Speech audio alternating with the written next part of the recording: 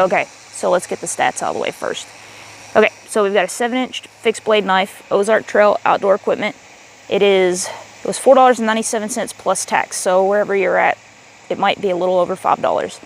Okay, it says it's a 3-inch stainless steel full Tang fixed blade, 4-inch solid wood handles, and it has a polyester sheath included. So, it looks pretty. Let's open it up and see what she looks like out of the package. Okay, so we've got it out of the package. It's just got a little blade stop here. But yeah, it's actually quite pretty. And it is full Tang, look at that. First impressions, it's a little thin in the hand. If you have bigger hands, it might feel a little small, a little narrow right here. But it's actually quite pretty. I'm surprised. Kind of robust, and it feels like it has a 90-degree angle on the spine. And you know, we bush folk love to strike our ferro rods. So yeah, let's see if she can hold up to some camp chores. So, oh yeah, polyester sheath, nothing fancy, but it's $5. So it'll get the job done. Might as well see if we can't cut some plastic. Yep, perfectly fine. Let's try some of this cordage. I don't like doing this, but it's for science. Oh yeah, right through there like butter, no problems. Let's do some paper. Everybody likes a paper check, right? Let's see. Oh yeah, look at that, right out of the packaging. Now let's see about this striking of a ferro rod. Oh yep, there she goes. So, okay, because of the length of this knife, I'm not going to do any large-scale batoning, but what I am going to do is process out some little pieces about like this, because if you're just starting out and you're learning your bush skills, this is about the right size piece of material that you would be processing down for a twig stove fire or a little campfire to make some coffee, or if you're practicing like your figure 4 trap making. So we're just going to baton this little piece out. This is about the right size for this knife. Disclaimer, if you don't like batoning wood, look away because it might get graphic. There's nothing wrong with not liking that if you value your knife and you don't want to baton. I, on the other hand, like I said, this is a $5 knife. I'm gonna use it for everything that I do. So I baton wood. So that's what I'm gonna do.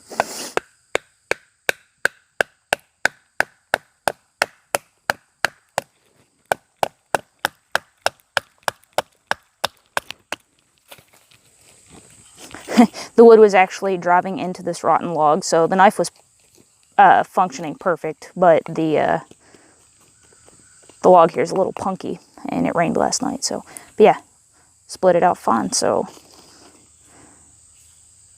it didn't bend, it didn't fold. The blade held up nice, didn't fold down at all. You see that? No nicks or dings. So let's see if we can make some, feathers.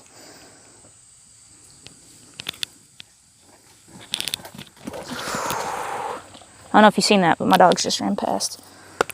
I sound like that kid, the one that does the, "Can I pet that dog?" I sound like that. I'm aware of it.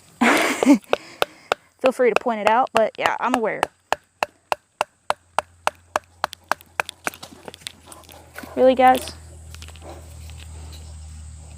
Let's see if we can make some feathers. That's pretty nice. Hey guys, go on.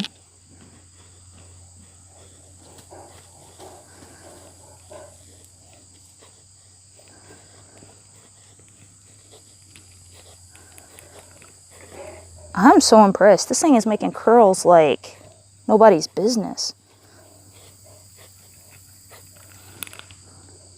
Look at that.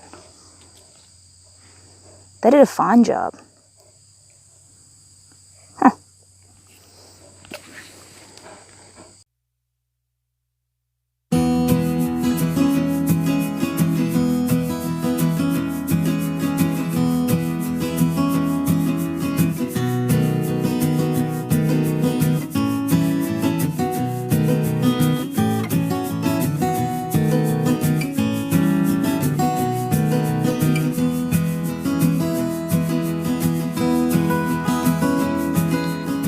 She did fine. She did fine.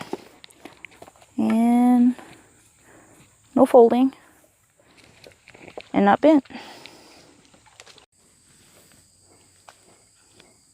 This guy, supervisor number 1.